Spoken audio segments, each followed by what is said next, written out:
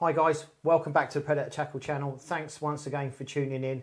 Just so you know, we've got a little competition going on at the end here, so please make sure you watch to the end. I'll ask the question at the end, but let's welcome Jude Evans. He's here for the first time. England international, 15-year-old, Z-Man sponsored angler, kayak supremo. Here he is. Welcome Jude to Predator Tackle, and thanks for coming on. Thank you, I'm happy to be here. So we're going to get into Jude's head a little bit.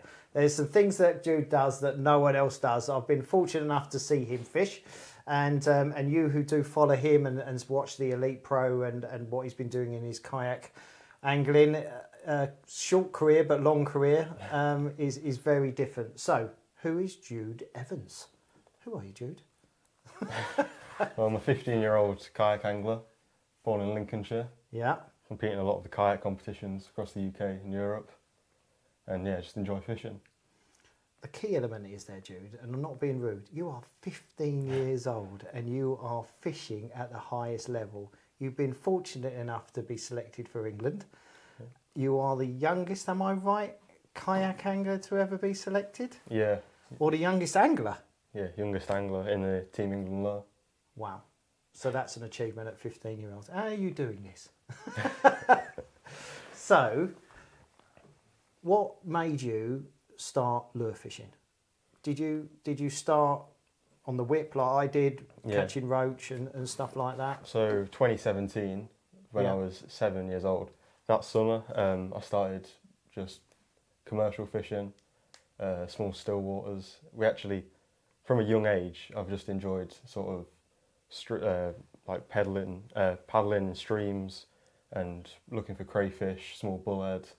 Oh, what, just sort of like adventure fishing, or adventure looking with your dad? Yeah. And then I've always wanted to go proper fishing with rod and reel. And so at the age of 7, I got into fishing that sort of winter. Well, I really enjoyed it. My first fish was a perch. On a like a whip or something? On the standard float rod. Yeah. And then that winter started... So your first fish was a perch, yeah. So you set yourself up there, yeah? That winter started lure fishing. Right. And that was a good experience, just been hooked since that. And your dad got you into it more than your dad I got dad into it. So dad used to work away a lot. Right. And he was made redundant, so we actually found the time to go fishing. Nice. And so I've always been asking him to go fishing, and then he finally took me. And yeah, I've just never looked back since. So at 7 years old, that winter, you made that conscious decision you're going to go lure fishing. Not just fishing, lure fishing. Yeah. That's strange for a 7-year-old. It's good to get young people into it, but that is a great sort of like aspect of it. So you were straight into it. I wanted to do it. Yeah. So what made you say to yourself, "Look, it's lure fishing. That's what I want to do"? Was it because you'd caught a perch, or you just like predator fishing, or had you seen? Is there anything that you'd watched or anything like that made you do that? Well, the lure side, I think it was more my dad that sort of was interested in it, and then. I mean, the younger generation, I think, watch more on YouTube. So watching the Bass guys and other sort of content creators in the UK wanted me to get into, it was pike fishing to start with, more than perch. Right. So we went to a small brick pit lake. I caught my first pike. It was on a eel replicant lure. Right. I remember, and I think I was more interested in watching. Like a classic savage gear like eel. Yeah. We've all used them somewhere along the line. I think I was more interested in watching the eel, sort of the mesmerising action at my feet. Yeah. And then I remember a big pike. Well, it wasn't huge, but a decent. 7 years old. Yeah. It was a shock. Yeah. I've seen that video of you getting a bit of a shock with It does happen a few times. Yeah. It still happens now, doesn't it? Yeah, just like that. It came out from under the peg when I was looking at the lure and walloped it. And that was my first pike. It was really memorable. I still remember catching it. They're brilliant. Brilliant. So you've grown. So you got in it. So that was. Did you say 2017? Yeah, that winter. Yeah. So you were 7 years old. Yeah. Yeah. Let's get my maths right. So 8 years later, you're now 15 years old and you're fishing at the highest level. So what's happened in that journey? Where have you been? Well, it's been a lot of fishing. Yeah. Pretty much every weekend consistently. But from 2018 on, 2018 we had a family holiday at the Norfolk Broads. Right. Stayed at a lodge and it had a small marina outside. and we did a lot of perch fishing. Learned the basics of perch fishing, just using small jigs, and tried different. So drop shot, which is a key part of my fishing now. You're the drop shot king, aren't you? Learned to drop shot and other small creature baits on the bottom. Learned the basics there just with small perch. Yeah. So that was sort of where the perch side of stuff started, and then later on exploring the rivers, using different techniques, so like Ned rig, getting to grips with that, which is all still a key part of my fishing now. Yeah. So you started perch fishing. You've started to sort of like you've started at the basics, catching bits and bobs and everything else. Anything that comes on Norfolk boards. I'm going to try and fast forward a little bit. So you went from bank fishing, then you've made that conscious decision to get in a kayak. How did that happen? You know, kayak fishing is lure fishing is quite specialised, especially for a young age. But then flipping from the bank into kayak fishing. Now I know you've done a bit of boat fishing as well. Did that happen before the kayaks, or did? Well, originally we had a Sea Strike boat. Right. That's what we got before the kayaks, and we had that for about a year and a half. And we still know the person who owns the boat now. We still know him. It's still getting used, still floating around. Yeah. And we moved from that boat. We loved the boat. We used it on the Broads again quite a lot, but getting access to good slipways in the UK is sometimes challenging. Yeah. So with the kayaks, we got some fairly basic. They were just paddle kayaks, not like the pedal kayaks we got now. Yeah. Galaxy Cruisers, I think they were, and we started using them. We didn't go on the big waters at all. We just fished locally around Lincolnshire, rivers and drains and stuff like that. Yeah, because they were only about 10-foot kayaks. They weren't only light. You could drop them in wherever. So you didn't need a slipway, just drop them straight down the bank kind of touch, yeah. So that's where the kayak fishing sort of started. I think it was friends that got us into that. And then over the years, we've just upgraded kayaks, upgraded kit to sort of get to the level we're at now. I'm going to ask the question because I know you get asked the question. You've got a kayak now, a very nice kayak. Yeah. Your dad's got a lovely kayak as well. What are you floating about on now? Well, I've got a Hobie Pro Angler. Right. 12-foot 180. So it's just a forward and backwards drive. Some people have got 360s. So you can only go backwards and forwards. You can't turn around. Well, I can turn with the rudder, but right. I'll turn like that rather than fully like sideways and everything. So the key thing with a 360 is you can literally turn around 360 on the spot. You can't. You're still going backwards and forwards or turning in a big arc. Yeah. Yeah. So I'm using a PA 12 Pro Angler 12 in camo 180 drive, and my dad's now on a Hobie Lynx, which I think is more suited to his. Quite a small kayak. Yeah, very smaller, low in the water, smaller kayak. It's more like a big stand-up paddleboard. It's, quite fairly wide, but it's more suited, I think, to the smaller waters, and it's fast. But it's not. So with the Lynx, it's not got internal storage like hull storage, right? Because it's there's no hatches to open. That's why it's so shallow. Yeah. And so getting live scope and other technology on it is a bit more of a hassle. Yeah. I think it's a better sort of if you just go in, no technology, just. Yeah, it's a good. So it's not. I wouldn't say your dad's one is a starter. No. Certainly your one is not the top of the range, but your one is certainly a good mid to upper range kayak, isn't it? So with all your tech, with everything you've got on it, if I was to go, right, that's what I want to get into, how much do you think that would cost me? And I'm saying, because you've got live scope on there, you're running Garmin's, you've got two Garmin's? Or you? Yeah, 12-inch and a 10-inch Garmin. Okay, so plus, I don't know, what other tech you got there? What else you got there? So we've got power poles on the back. Right.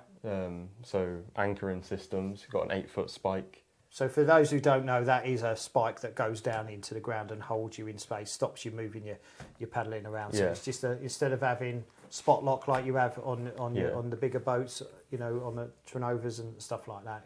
But it can only be used in shallow water because obviously the spike's, I think, 8 foot the spike. Right. So it's better in sort of silty environments. So again, like the Norfolk Broads, we fish quite a lot. So that's on the back. We've got kayak crates that hold all our storage and rods, and then a couple of packet of lures. A couple of packs of lures, yeah. How many rods do you take on the kayak? 6 to 8, I'd say. Usually. 6 to 8. Yeah. And then 2 Garmin fish finders. I've got a 10-inch UHD2, a 12-inch Echo Map with GT56 transducer. So ballpark, what do you reckon? 50 quid? A bit more. 10,000? Yeah, I reckon it's about 10,000. It's a lot of money. But you can. We're not saying kayak. You need £10,000 to get a kayak. Into it. No, definitely not. And there's plenty of other options out there. But it is funny that you still, you are fishing at the highest level, and you still haven't got the top of the range. No. So you don't need to have the top of the range kayak to fish there. Scoping is a big part of kayak fishing. There is a lot of competitions out there that are totally blind, but the world of scoping is a key, and I would say that's the advantage over boat anglers and kayak anglers. They can basically move into a position quite stealthy. Yeah. You can turn your electronics off if you don't want to, but you're not too much disturbance. You can cruise into area. You are quite bit more finesse style. Yeah, you definitely get into areas that other people can't from the bank or from boats. Yeah, but it just takes you a little bit longer. Yeah. On your pedals, yeah. Well, I mean, some people have got motors now on their kayaks. We haven't made that step yet, but. Do you think you will?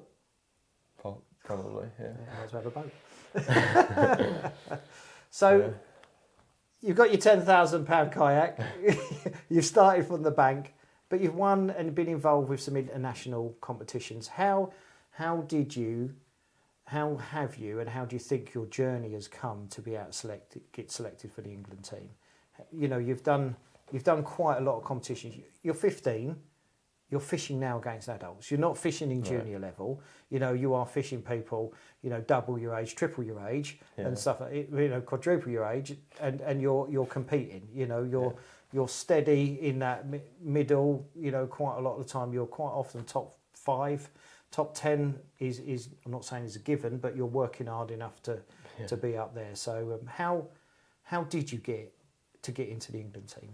What has if I wanted to get into the England team, what would I need to do to be able to get in there? I think the consistency. It's like every weekend.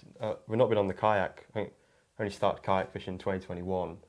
Right. But those years between 2017 to 2021, that was just consistent every weekend. Trying to learn new techniques and learn how to approach different situations. How do you learn them? Practice. Just going. Would you say going fishing? No one turned around and opened up the golden book and said, "This is how you do it." No, you've learned by your mistakes and just spending time on the water. So that comes with experience. There's a lot for your age. There's a lot of experience in there already. It just takes time. Yeah. So you've gone from bank onto the boat, and then you've gone 2011 into the kayak. Yeah. Yeah. So where did you go? Where were you fishing locally, or have you been abroad? Or well, we've been Holland's usually I'll go to. I'm going to Holland next week, but because you can. Yeah.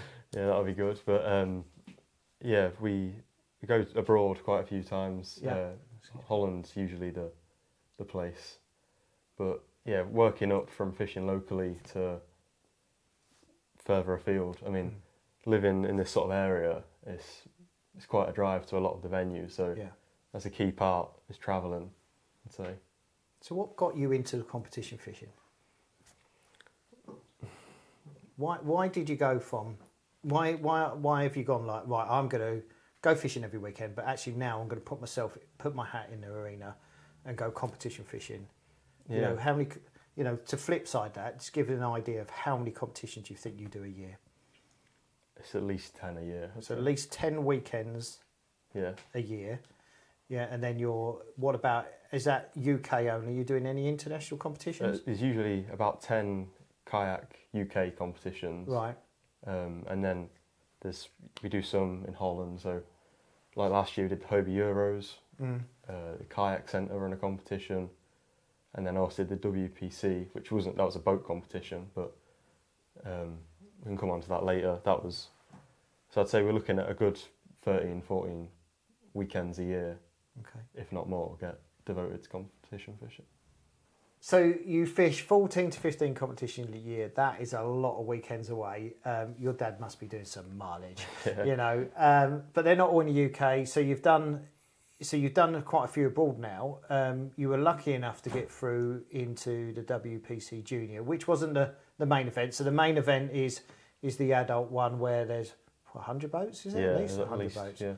You know, and they're anglers from sort of like all over the world. So tell us about that junior event. I know there's like possibly hundreds of people put a ballot in or a bid in to get in, and there are 40? 40, I think. It was around 40, yeah. So you were lucky to be picked one of them 40. Yeah. So, and you go on, what do you do? Well, explain. Do you go on someone's boat or? Yeah, so you get put with like a skipper and they take you around. So they can't fish themselves, but they know the waters, obviously. Hold on a minute. You say a skipper. Yeah. Who was your skipper?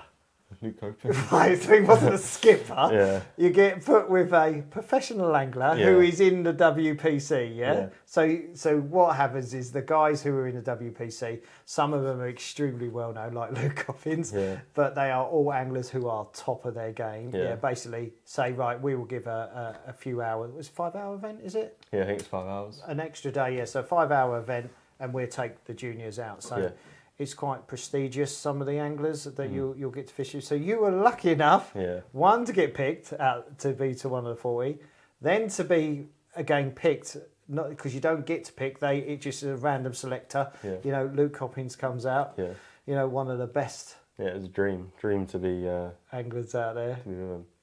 Was he, so did you learn anything off Luke?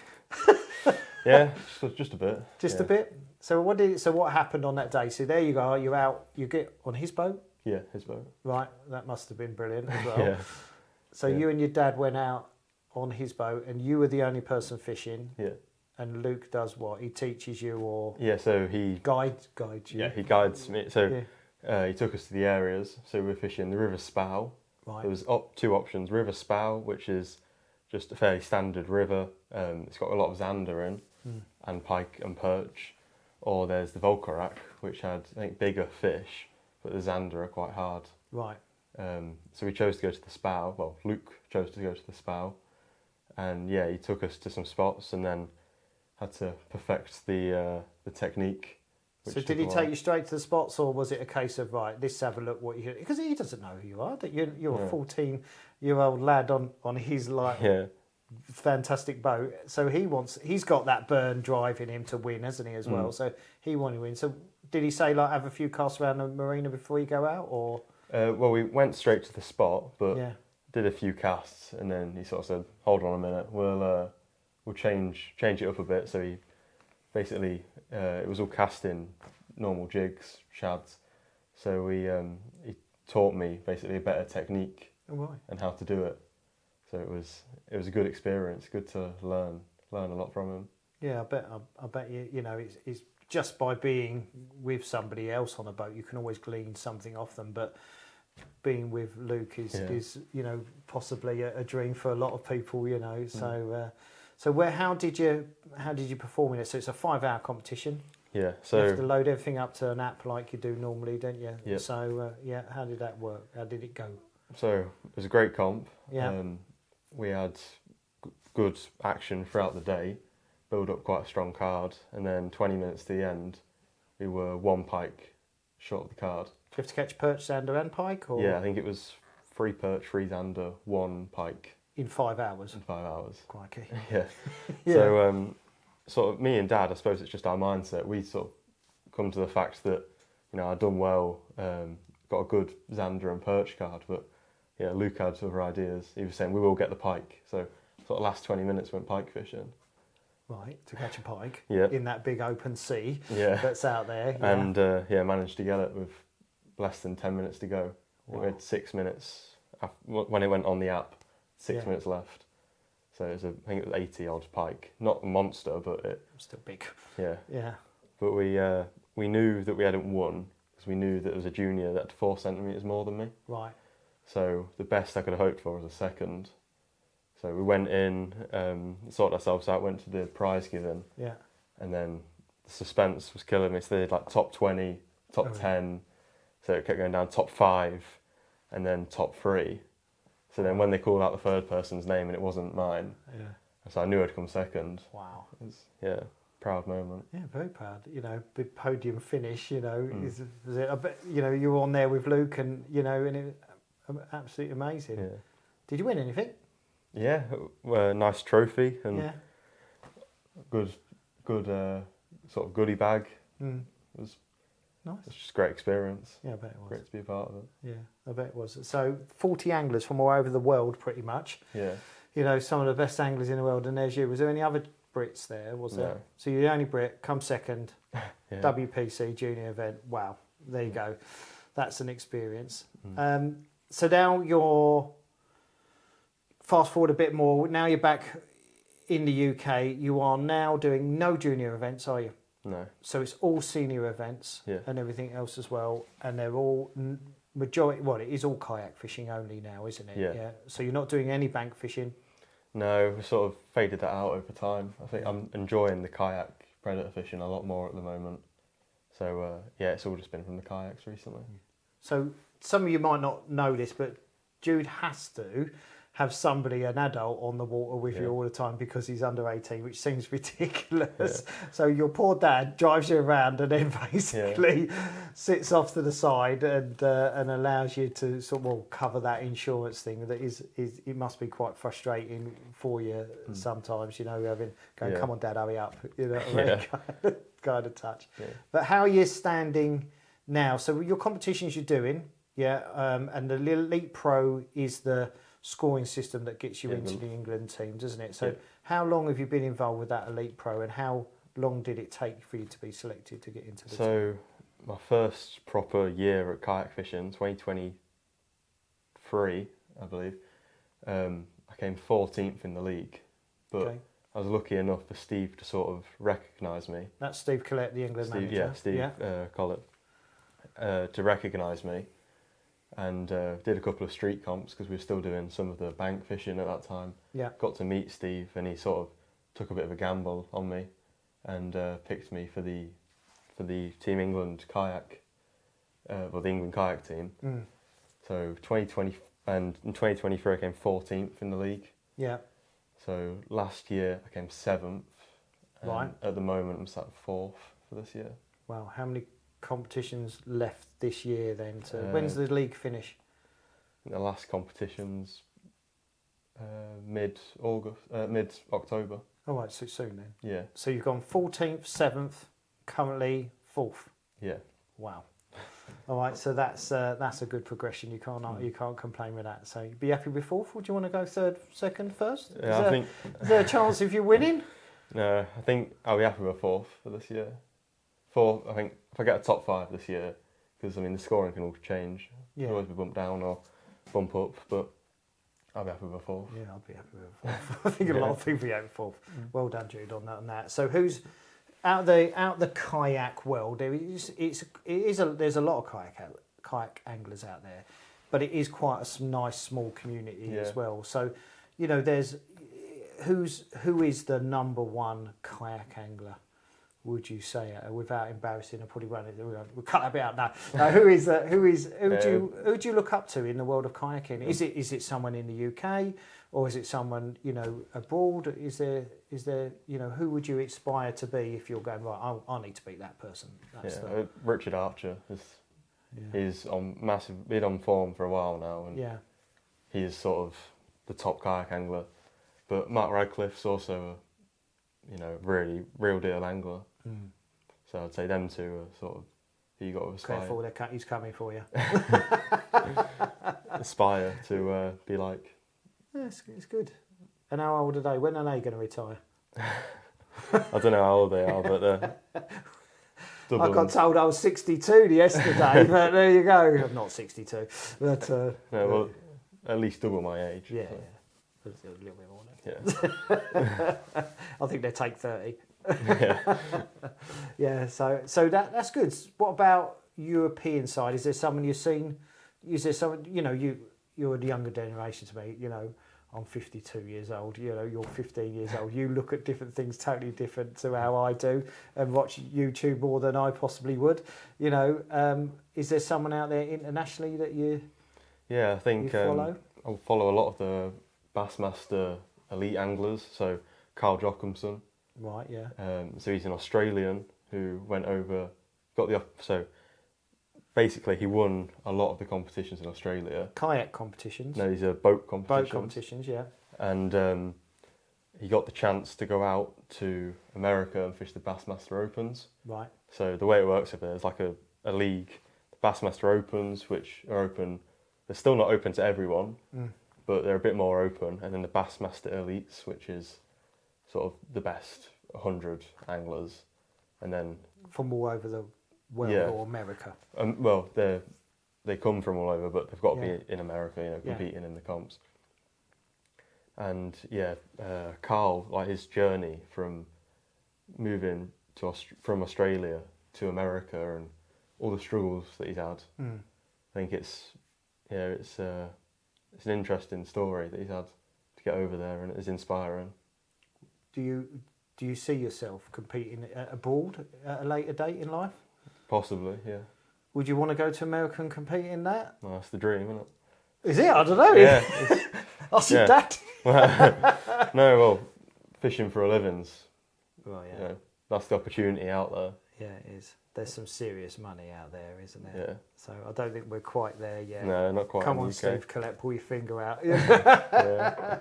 But no, it's there is some people making some serious money in abroad out of the fishing. I don't know if we're going to be quite there yet in the UK, you know. But you've taken a big step lately, and thankfully Z-Man have recognised you and taking you on as a fully sponsored pro staffer for them. So congratulations on that. Thank you. You know, I would safely say you probably are the youngest pro staffer, official pro staffer out there.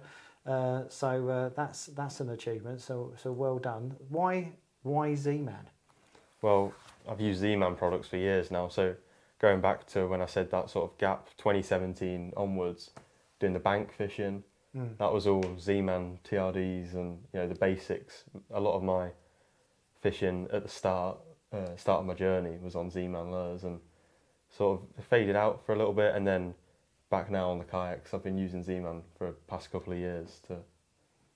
So Z-Man's got a lot of different, you know, lures out there that will give you a lot of different utility. You are known as a bit of a drop shot king there, aren't you? So, but there's a lot to choose from. What are your go-tos? You know, what do you pick up first? So for the drop shot, I usually look at the trick shots in 3.5 inch, usually my go-to. And this white lightning colour has been really good for me. So, targeting sander, specifically? zander and perch. Right, yeah. Yeah, so I do like the flat tail on the trick shots. I think it gives quite a unique action in the water. And also with the ribs on it, it can also hold scent quite well, which is something I've experimented with. So most Z-Man lures are very salty. The reason why they make them salt is just to sort of like make them slightly heavier as well, and a bit more attraction, adds a little bit more to the bite as well. You know, I'm sure you've had a few where they're not actually hooked, and they're sucking on that bait, you know, holding on, because the bite does a little bit more. So, but yeah, okay. So your trick shots for your drop shotting, bang on. What else you got? Yes, we've got a selection here. I see you've chucked out here. What else do you sort of like go for? Something I played around with recently is the finesse worms on a Nico or Neko rig. Yeah. So I'm also using the shrooms. Yeah, to just sort of like weight down the end, or just to weight down one of the ends. And I found that recently, is especially when I've been power fishing, had them follow sort of lazily. I've been chucking that at them just mid-water, and I think it's something different. Not a lot of people do. But so a slow, gentle worm drop on a drop with a worm type bait. Yeah, and you're slightly weighting that with just straight off the hook. Yeah, not using too much weight on the Nico shrooms. Yeah, just slightly weighting them and fishing them fairly slow mid-water. Different. Yeah. Different for perch primarily. Yeah, mainly perch. Yeah. Cool. What about you? Do like your tech? You know, you are you are a scoper, and anyone who has been in the boat kayak world, you know, are looking for the edges. So the graph shad came out this year. Have you used it? Yeah, I've used it. Sorry, that's the secret. Have you used? No. Yeah, you've used it. No, it's been really successful for me. Mainly perch so far, but Right. I think I'm going to use it more for zander. Yeah, it's been a really key bait. I mean, showing up so well on the live sonar, it's a massive help. So the people who are fishing for perch more than anything do struggle with a bait to show up on the sonar, don't they? So is that, I've never used that, you know, does that show up? Yeah, I think, so it's got a very dense head, but also it's got a small air pocket in it. Right. And that definitely does help on the live scope to see the bait. So I'm just fishing that sort of mid-water, casting it like someone would just fish a shad. But so you are casting, retrieving it. Yeah, you're some subtle rod movements, like some twitches, just having to play around with it really, seeing. So you're not fishing vertical with that. You are casting, retrieving. I'm mainly casting, yeah. Right. So would you say you're aiming for the perch more, fishing that way with that? You haven't really fished zander, for zander style with that? Or? Not really yet, but I'm definitely going to be trying it out. But yeah, I've used it. Had a lot of success on perch. Cool, nice. What about netting? Are you netting much? Yeah, I do quite a bit of netting on the kayak. Usually on my style of Ned, it's quite a heavy Ned. Just if you can see them sat quite hard on the bottom over a rocky area, that's when I usually implement the Ned. But just a standard finesse TRD, the deal's always been a good colour for me for years now. I've always had good confidence in the deal. It's quite a natural colour. Yeah, different, isn't it? So why do you think they go for this Ned? What do you think that Ned is acting as for them as a because you can catch anything on a Ned rig. You know, it's not one species. Yeah. You know, I think a lot of it is just they don't see too much fret in a Ned rig. Right. I think they're just standing up on the bottom. I don't think they see. So they, especially on pressured waters, I don't think they sort of think about it too much. It doesn't look like it's. So sort of if you're using a moving bait, something quite fast, I think they could wise up to that fairly quick.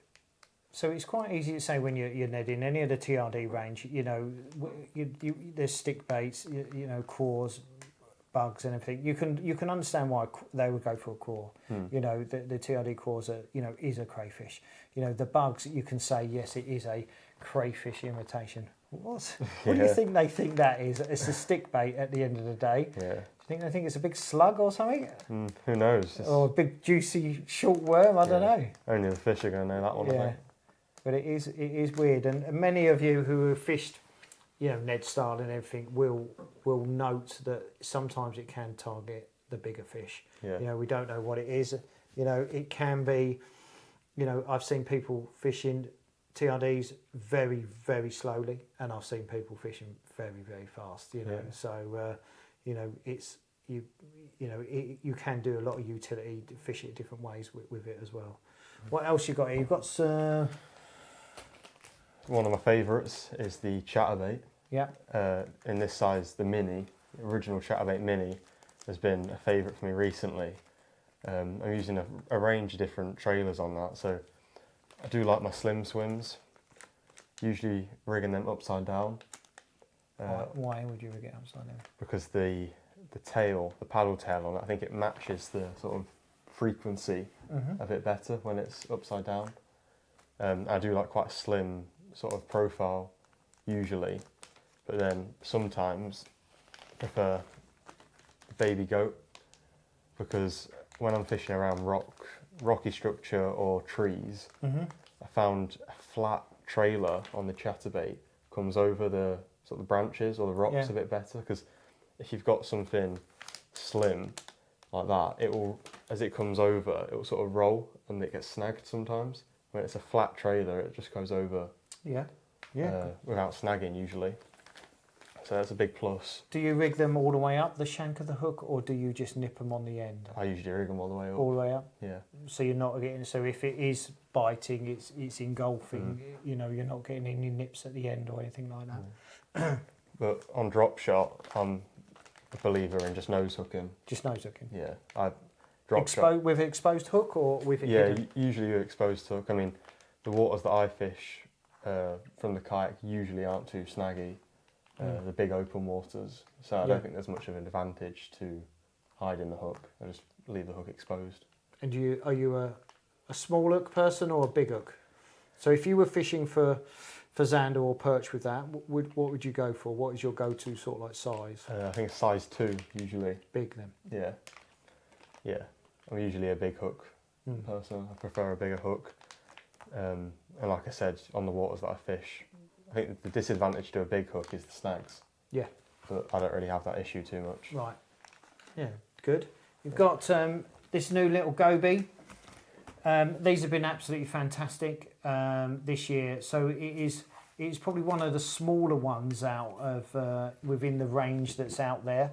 A goby is such a natural bait, you know, a fantastic drag bait. And I was going to ask you, it just went out of my head. Do you ever drag the chatters? Do you hit them hard on the deck? Have you ever tried dragging them? I've tried that in shallower water. Yeah. And it's worked well for me. Chucking up the silt. Yeah. So that's where these come into their own as well. So you can fish these over rocky areas, but if you're fishing these over silty areas, like we're doing with chatter, these will just puff up a bit of silt and cause the fish to think something's sort of like happening there, and that's the idea, sort of like behind that. And I think the Ned does that as well. You know, a lot of people do fish it on hard and they can feel the bottom and everything else as well. But if you are chucking them into silt, you know, you are doing little plumes of bits up there as well. I found as well with the goby, one of the good features of it is the weight. Unlike a normal soft plastic on a jig head, the weight is more in the belly rather than just on the nose. So when you're fishing over the bottom, it does sit. Sits like that, like it is in a packet. Yeah. Rather than it just standing head up. I think it's a more natural sort of presentation. Yeah, and that is the thing. You know, a lot of, you know, you're fishing reservoirs. A lot of people are fishing rivers, and there is a bit of flow, and you'll see people using stick baits, crayfish, or any other bait, and that flow will knock them over. They won't just sit like that. You'll see them in the margin sitting like that. But you know, that little tap or that little movement will make that. We'll just send enough vibrations down a line and enough vibrations to the bait to make it work. And the other big advantage is that you can see that the dorsal fin at the top covers the hook, making it a bit more snag resistant. Yeah, definitely helps a lot. Yeah, especially when you're hooking the bottom of it.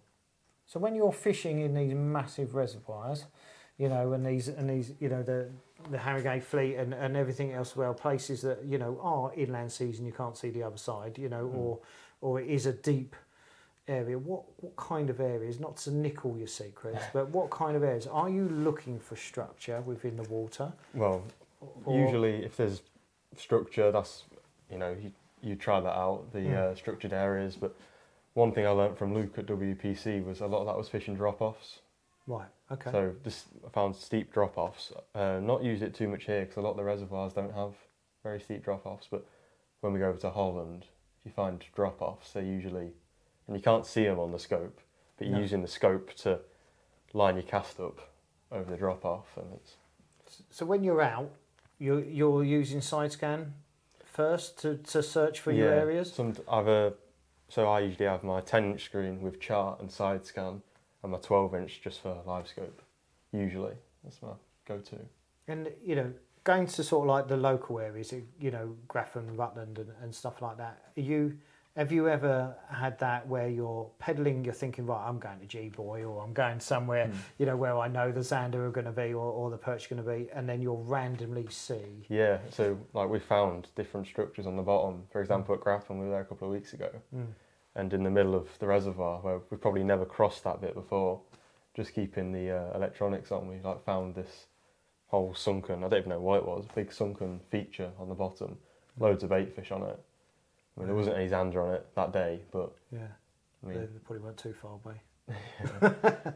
It is. But what I was trying to say is, if you ever found the perch and the zander in an area where there's no structure, there's absolutely nothing there at all, and you're thinking, actually, I've just found the fish. I didn't, you know, that the electronics have found the fish, not the structure. You know. Yeah, and there's no reasoning sometimes. They're just simply there. I mean, they might just be passing through that area because you don't know what would keep them there. But big ball of bait fish for no reason. Yeah, moving along. Yeah. So out of every these are one at the moment. It's warm out there, and we are fishing on the top. But you've got these hard legs. I like these. I use the finesse frogs, which are exactly this, but a lot smaller. You know, this is the beefed up version. And there is a new hook out there as well called the ZWG as well. Absolutely spot on. It is a heavy gauge hook that has been designed for the bass. So it's absolutely perfectly aligned for the pike over here. They do sit in these absolutely perfect. And please remember, with anything zman, it has Elastic. You know, it has durability. The durability is unreal. You know, there is a picture, I've seen it on the internet, that someone's been using one of those gobies and they've caught over 300 bass on it, and it still looks good as new. You know, so we're not saying they're not going to get bitten in half. They do wear, you know, and stuff like that, but they certainly do last a lot longer. All right. If you could choose anything out of this, if there was one lure, one technique, you know, one place, where would it be, and where would you go, and what would you use? That's a question, isn't it? Yeah, it's a good question. If you had one product, I would say the trick shots. Trick shots? So drop shotting?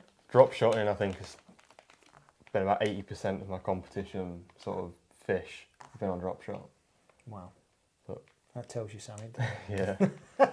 So you drop shot, where are you going to go? One place, you're going to fish this place forever.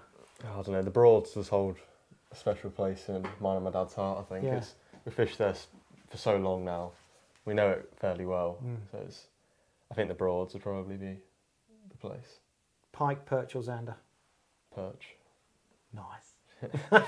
Drop shot in on the balls for perch. Yeah. Get in there. Happy days. I think we're going to wrap it up there. We've pretty much covered everything. But what we're going to do is we're going to ask a question, and you can win a choice of one of these hats. Yeah. So comment below, what does TRD mean?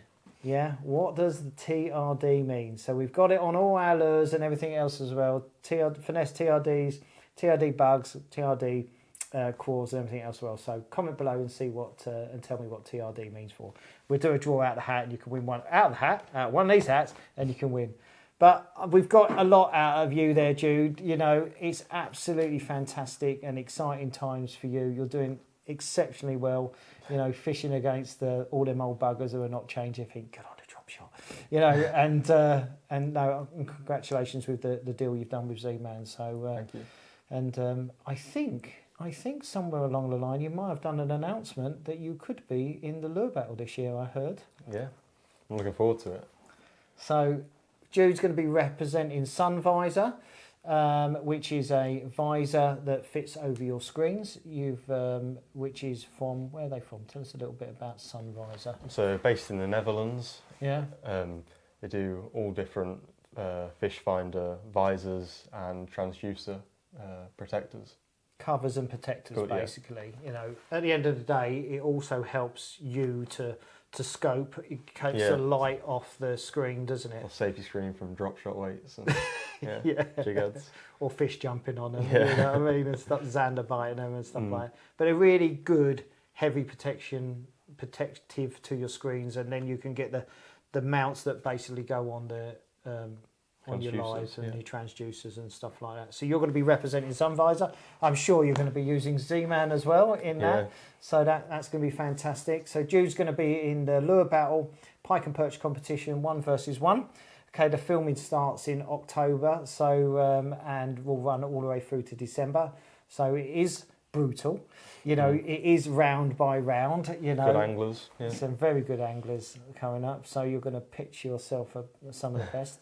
Are you going to be on the kayak, or are you going to fish from the bank? Yeah, I think I'll be on the kayak. All right, so you know, get yourself over to the YouTube channel, the Lure Battle YouTube channel, subscribe to that, and watch out for that. But thanks for watching for this one. Make sure you comment below, and get a chance to win one of these hats, and follow Jude's expedients and his travels. He's doing exceptionally well. He's 10 times above everyone else on a lot of things. So like and subscribe. Thanks very much. See you again soon. Thank you.